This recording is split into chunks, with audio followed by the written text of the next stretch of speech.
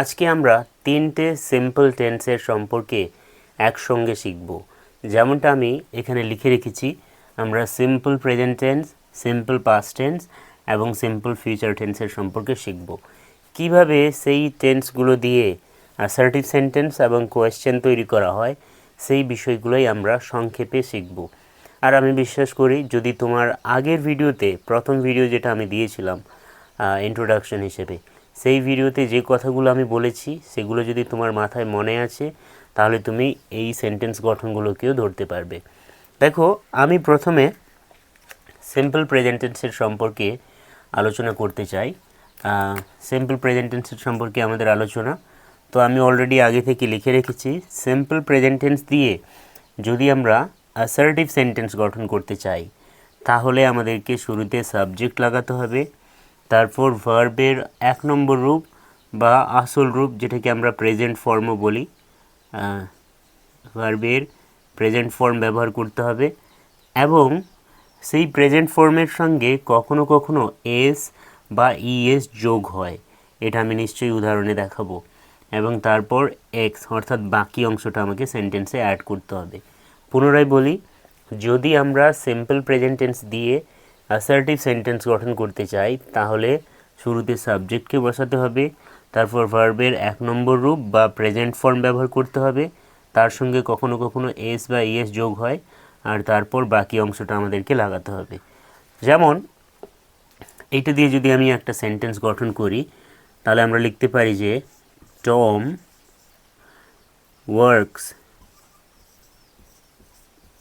Works in a factory, FACTORY। Tom একটা ফ্যাক্টরিতে কাজ করে। দেখো, এখানে সাবজেক্ট হচ্ছে টম এবং ওয়ার্কসটা ওয়ার্ক ভার্বের এস ফর্ম, ওয়ার্ক ভার্বের সঙ্গে কি যোগ করা হয়েছে? এস যোগ করা হয়েছে। কারণ এই যে সাবজেক্ট টম, তার নাম্বার হচ্ছে, সে সিঙ্গুলার নাম্বার, টমের সাবজেক্ট হচ্ছে সিঙ্গুলার, যেহেতু সে একজন আছে সেই জন্য টম হচ্ছে সিঙ্গুলার। আর এর পার্সন হচ্ছে, এ হচ্ছে থার্ড পার্সন। ইংরেজিতে সিম্পল প্রেজেন্ট টেন্স যখন আমরা ব্যবহার করছি, তখন তার সাবজেক্ট যদি থার্ড পার্সন এবং সিঙ্গুলার নাম্বার হয়, তাহলে আমরা মেন ভার্বের সঙ্গে এস বা ইএস ব্যবহার করব। এটা শুধুমাত্র সিম্পল প্রেজেন্ট টেন্সের ক্ষেত্রে হয়, মনে রাখবে। সাবজেক্ট যদি থার্ড পার্সন এবং সিঙ্গুলার নাম্বার। থার্ড পার্সন কারা হয়? ইংরেজিতে আই, উই এবং ইউ, এই তিনটে প্রোনাউন বাদে বাকি যত প্রোনাউন এবং যত নাউন রয়েছে সেই সবগুলোই হয় থার্ড পার্সন।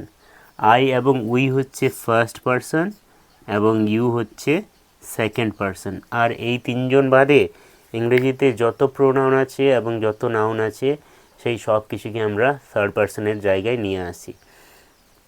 তো খুব সহজেই সেন্টেন্স গঠন করা যায় সিম্পল প্রেজেন্ট টেন্স দিয়ে। প্রথমে সাবজেক্ট বসাতে হবে, তারপর ভার্বের মূল রূপ বা প্রেজেন্ট ফর্ম বসাতে হবে, তার সঙ্গে যদি সাবজেক্টটা থার্ড পার্সন সিঙ্গুলার নাম্বার হয় তাহলে তার সঙ্গে এস যোগ করতে হবে বা ইএস যোগ করতে হবে, আর বাকি অংশটা বসাতে হবে। আরও একটা উদাহরণ আমি তোমাদেরকে দেখাতে পারি, যে যদি আরও একটা উদাহরণ লিখি, দে লিভ, তারা বাস করে, ইন এ কান্ট্রি হাউস।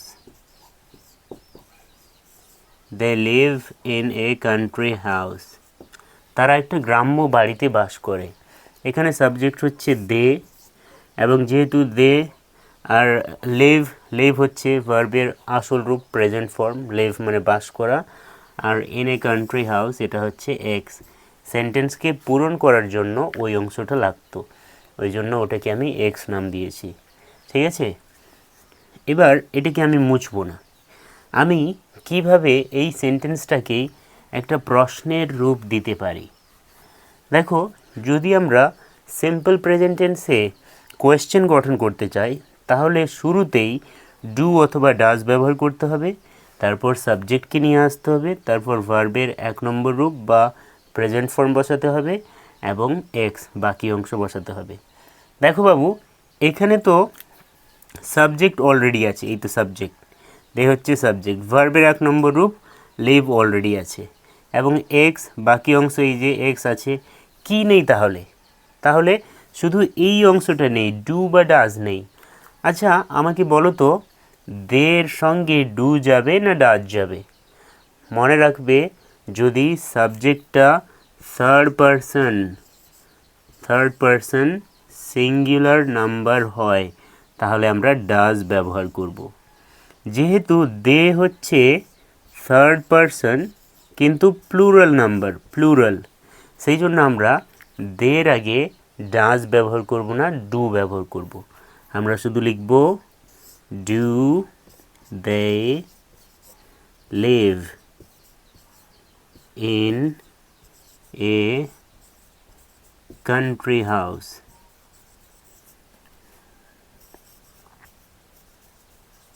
কত সহজ দেখো, জিজ্ঞাসা চিহ্ন দিয়ে দিলাম। Do they live in a country house. Simple present টেন্সে এভাবেই আমরা কোয়েশ্চেন গঠন করতে পারি। যদি লিখি যে Tarun it's his breakfast, his breakfast at 7 a.m. Tarun তার ব্রেকফাস্ট 7টার সময় খায়, সকাল 7টার সময়। এটাকে আমি কিভাবে কোয়েশ্চেনে বদলাতে পারবো? খুব সহজ। দেখো এইখানে তরুণ হচ্ছে থার্ড পারসন, আর তরুণ একজন আছে, সেই জন্য এটা হচ্ছে সিঙ্গুলার নাম্বার, সেই জন্য আমরা ডু ব্যবহার করব না, ডাজ ব্যবহার করব। আমরা লিখব ডাজ তরুণ, এটা বড় হাতের টি। ইট, এখানে ইটস ছিল, যেহেতু আমরা এই ইটের পরে যে এসটা ছিল সেই রূপটা আমরা এখানে দিয়ে দিয়েছি, সেই জন্য আমরা ইটস লিখব না, আমরা শুধু লিখব eat. Does Tarun eat his breakfast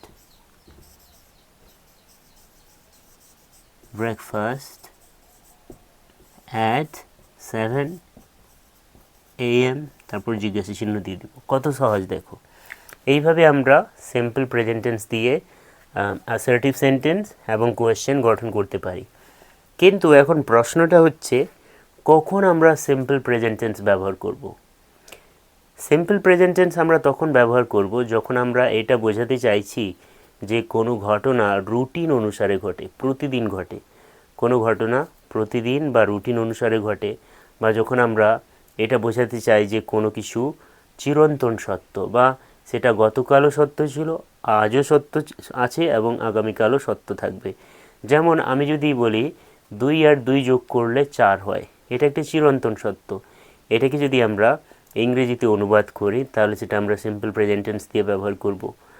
লিখব, যদি আমি বলি সূর্য পশ্চিম দিকে অস্ত যায়, গতকালও সূর্য পশ্চিম দিকে অস্ত গিয়েছিল, আজও অস্ত যাবে পশ্চিম দিকে, এবং আগামীকালও পশ্চিম দিকে অস্ত যাবে।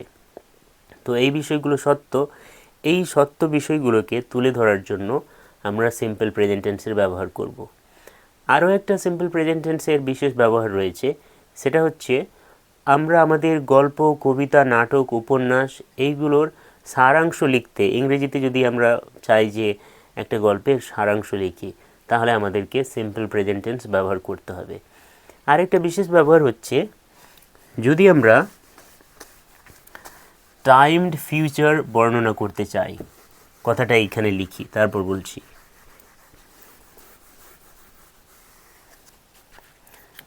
যদি আমরা টাইমড ফিউচার অর্থাৎ ভবিষ্যতে কোনো কিছু কখন হবে সেটা ঘড়ির সময় অনুসারে নির্ধারণ করে দেওয়া হয়েছে, সেরকম ভবিষ্যৎ যখন আমরা ব্যবহার করতে চাই বা লিখতে চাই, তখন আমরা সিম্পল প্রেজেন্ট টেন্স ব্যবহার করে সেটাকে লিখতে পারি। আমি যদি বলি যে ক্রিকেট ম্যাচটি আগামীকাল সন্ধে 6টায় শুরু হবে, এটাকে আমি সিম্পল প্রেজেন্ট টেন্স দিয়ে এভাবে লিখতে পারি। আমি লিখতে পারি যে দ্য ক্রিকেট ম্যাচ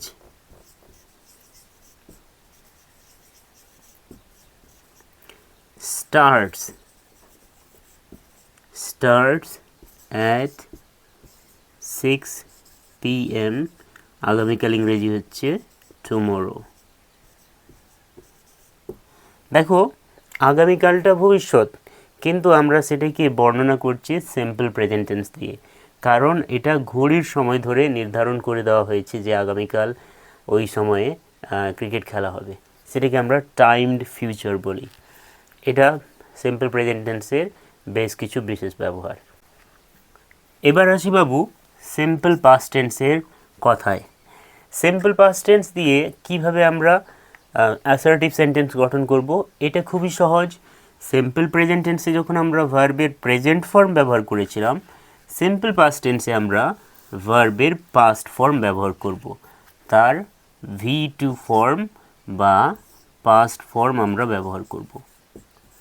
যেমন আমরা লিখেছিলাম যে they live in a country house, they live in a country house, এই কথাটা সিম্পল প্রেজেন্ট টেন্সের উদাহরণে আমরা লিখেছিলাম। এটাকে যদি আমি পাস্ট টেন্সে সিম্পল পাস্ট টেন্সে নিয়ে আসতে চাই, তাহলে আমাকে এই লিভের পাস্ট ফর্ম কি, লিভড, শুধু এইটা যোগ করে দিতে হবে, they lived in a country house. এবং কোয়েশ্চেনের ক্ষেত্রেও ঠিক তাই, কোয়েশ্চেনের ক্ষেত্রে সিম্পল প্রেজেন্ট টেন্সে ডু বা ডাজ ব্যবহার করছিলাম, কিন্তু এখানে সিম্পল পাস্ট টেন্সের ক্ষেত্রে আমরা ডিড কথাটা ব্যবহার করব, ডিড, বাকি যা আছে তাই। দেখো এখানে শুরুতে আমরা ডিড লাগিয়ে দিব, কোনো ঝামেলার নেই এখানে, ডিড, তারপর সাবজেক্ট যা আছে দে ছিল, দে লিখলাম, ডিড দে। এবার ভার্বের 1 নম্বর রূপ, মনে রাখবে এটা ভার্বের 2 নম্বর রূপ, একে 1 নম্বর রূপ করলে লিভ হবে, did they live in a country house.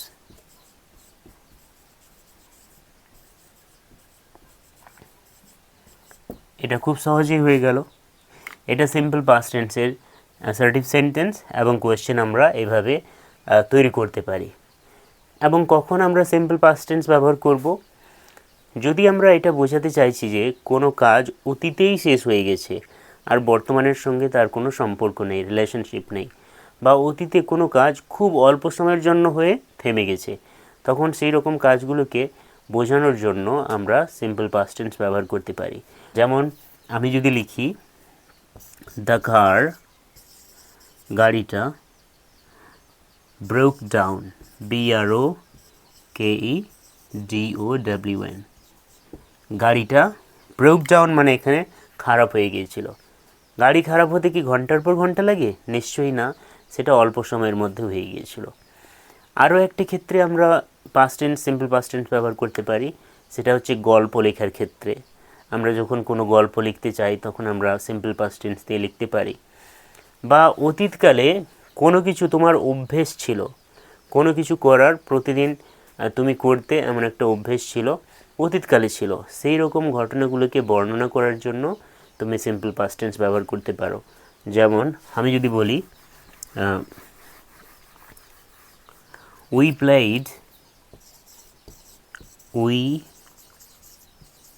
played football every afternoon,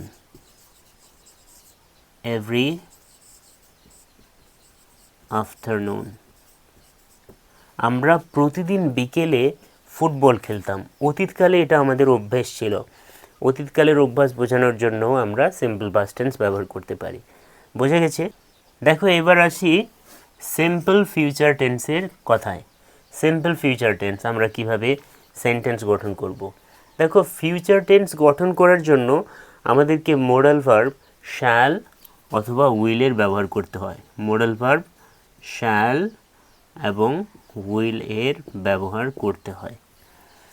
আমরা কি করব, অ্যাসার্টিভ সেন্টেন্স গঠন করার জন্য শুরুতে সাবজেক্টের পরে, আমি এটাকে একটু মুছে দিই, শুরুতে সাবজেক্ট এর পরে শ্যাল অথবা উইল বসবে, তারপর ভার্বের 1 নম্বর রূপ বসবে, তারপর বাকি যা অংশ আছে তাই। ঠিক এখানেও এই ডিডের বদলে শ্যাল অথবা উইল বসবে, শ্যাল অথবা উইল বসবে এবং সাবজেক্ট বসবে, তারপর ভার্বের 1 নম্বর রূপ আর বাকি অংশটা। একটা সেন্টেন্স গঠন করি। আমরা সেখানে লিখেছিলাম they lived in a country house, সেই সেন্টেন্সটাকেই আমরা ফিউচার টেন্সে নেব। দে, দের পর উইল হবে, দে উইল লিভ, ভার্বের 1 নম্বর রূপ live, in a country house.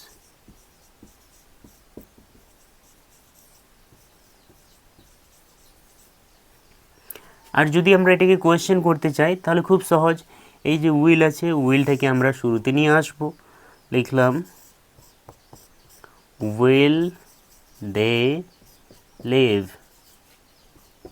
In a country house.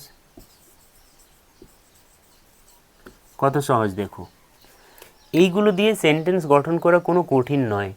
তুমি যদি এতদিন মনে করে এসেছো যে টেন্স খুব কঠিন, তাহলে সেটা ভুল ব্যাপার। তোমাকে হয়তো ঠিকঠাক শেখানো হয়নি, বা তুমি হয়তো মনোযোগী হয়ে শেখোনি, সেই জন্য একটু গলত থেকে গেছে। কিন্তু এবারে যদি তুমি চেষ্টা করো, এগুলো পারবে, এগুলো খুব জটিল বিষয় নয়। দেখো, এখন প্রশ্ন হচ্ছে কখন আমরা শ্যাল ব্যবহার করব এবং কখন আমরা উইল ব্যবহার করব। জেনারেলি যে ফার্স্ট পারসন প্রোনাউনগুলো আছে, আই, উই, এই দুটো প্রোনাউনের ক্ষেত্রে আমরা এদের পরে শ্যাল ব্যবহার করি, আই শ্যাল, উই শ্যাল, এবং বাকি সব প্রোনাউন এবং নাউনের ক্ষেত্রে আমরা উইল ব্যবহার করি। এখন মডার্ন ইংলিশে, আধুনিক ইংরেজিতে শ্যাল খুব একটা ব্যবহার করা হয় না, কিন্তু উইলের ব্যবহারটা খুব ইউনিভার্সাল হয়ে এসেছে, মানে সব জায়গায় এখন উইল ব্যবহার করছে। এমনকি যাদের মাতৃভাষা ইংরেজি, তারাও ফার্স্ট পার্সনের ক্ষেত্রে উইল ব্যবহার করে, আই উইল, উই উইল। কিন্তু মনে রাখবে, ইংরেজিতে প্রশ্ন যখন আমরা গঠন করব, ফার্স্ট পার্সনের ক্ষেত্রে সবসময় শ্যাল বসানো উচিত। দেখো, আমি যদি এইখানে যদি আরেকটা সেন্টেন্স লিখি, I shall go there tomorrow, আমি আগামীকাল সেখানে যাব, এর অর্থ। এটাকে যদি আমি প্রশ্ন করতে চাই, shall I go there tomorrow?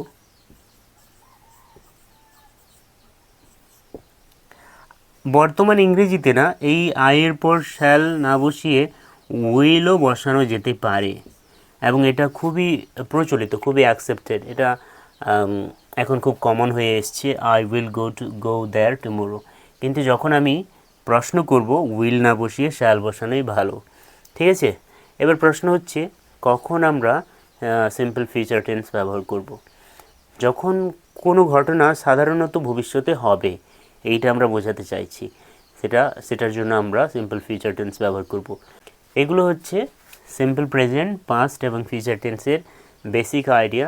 তোমরা এই ভিডিওগুলো দেখে যেটা তুমি জানতে না, সেগুলোকে লিখে রাখো এবং শেখো এই প্যাটার্নগুলোকে, কিভাবে আমরা অ্যাসার্টিভ সেন্টেন্স গঠন করব, কিভাবে কোয়েশ্চেন গঠন করব।